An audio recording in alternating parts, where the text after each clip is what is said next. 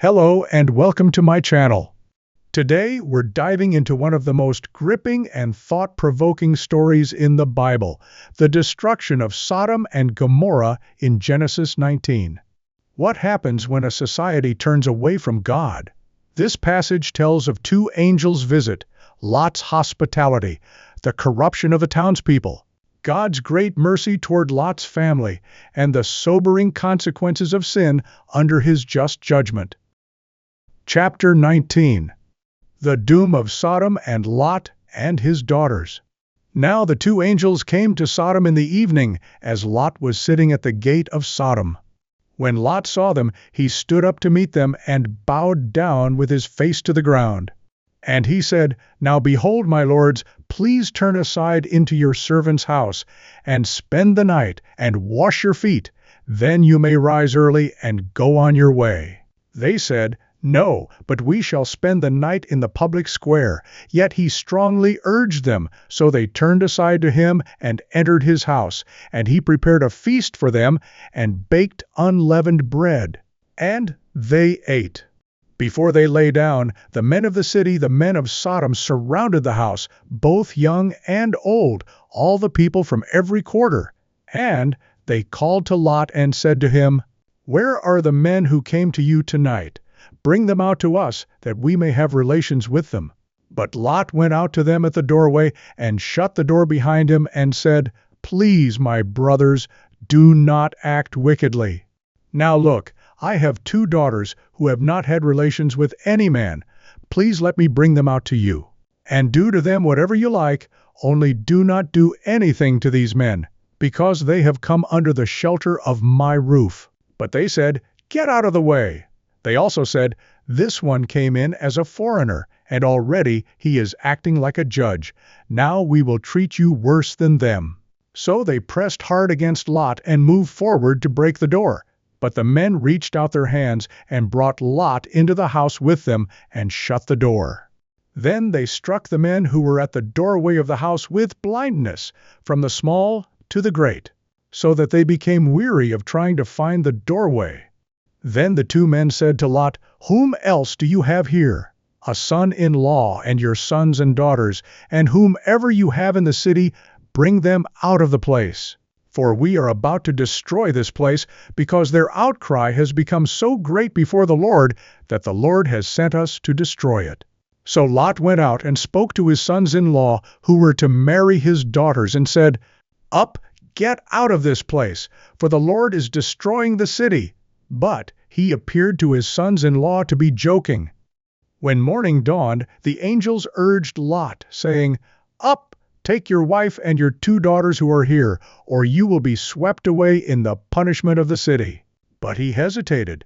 So the men grasped his hand, and the hand of his wife, and the hands of his two daughters, because the compassion of the Lord was upon him, and they brought him out and put him outside the city.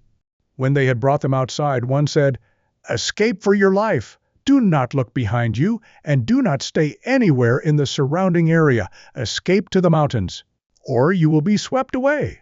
But Lot said to them, "Oh no, my lords. Now behold, your servant has found favor in your sight, and you have magnified your compassion, which you have shown me by saving my life, but I cannot escape to the mountains, for the disaster will overtake me, and I will die. Now behold, this town is near enough to flee to, and it is small. Please let me escape there, is it not small, so that my life may be saved?" And he said to him, "Behold, I grant you this request also, not to overthrow the town of which you have spoken. Hurry, escape there, for I cannot do anything until you arrive there." Therefore the town was named Zoar. The sun had risen over the earth when Lot came to Zoar. Then the Lord rained brimstone and fire on Sodom and Gomorrah from the Lord out of heaven. And he overthrew those cities, and all the surrounding area, and all the inhabitants of the cities, and what grew on the ground. But Lot's wife, from behind him, looked back, and she became a pillar of salt. Now Abraham got up early in the morning and went to the place where he had stood before the Lord. And he looked down toward Sodom and Gomorrah, and toward all the land of the surrounding area, And behold, he saw the smoke of the land ascended like the smoke of a furnace. So it came about, when God destroyed the cities of the surrounding area, that God remembered Abraham, and sent Lot out of the midst of the destruction when he overthrew the cities in which Lot had lived. Lot and his daughters. Now Lot went up from Zoar with his 2 daughters and stayed in the mountains, because he was afraid to stay in Zoar. And he stayed in a cave, he and his 2 daughters. Then the firstborn said to the younger, "Our father is old, and there is not a man on earth to have relations with us according to the custom of all the earth. Come, let's make our father drink wine, and let's sleep with him, so that we may keep our family alive through our father." So they made their father drink wine that night, and the firstborn went in and slept with her father. And he did not know when she lay down or got up. On the following day, the firstborn said to the younger, "Look, I slept last night with my father. Let's make him drink wine tonight too. Then you go in and sleep with him, so that we may keep our family alive through our father." So they had their father drink wine that night too, and the younger got up and slept with him. And he did not know when she lay down or got up. And so both of the daughters of Lot conceived by their father. The firstborn gave birth to a son, and named him Moab. He is the father of the Moabites to this day. As for the younger, she also gave birth to a son, and named him Ben-Ami. He is the father of the sons of Ammon to this day. The story of Sodom and Gomorrah reminds us that sin cannot escape God's judgment. Yet he showed mercy to Lot's family in response to Abraham's plea.